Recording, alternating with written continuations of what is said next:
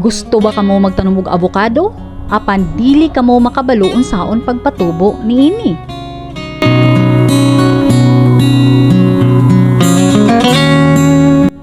Simple lamang ang pagpatubo niini. Magkinahanglan kita og tambok nga yuta ug ato kining ibutang sa usa ka pot. Kuhaon usab nato ang panit niini.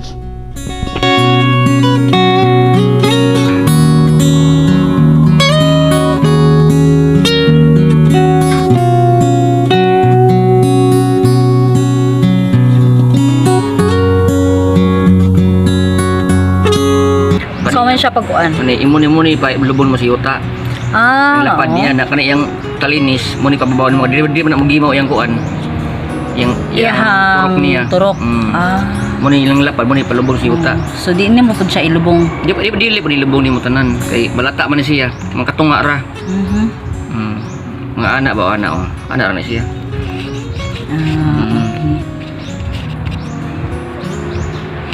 Anak ra.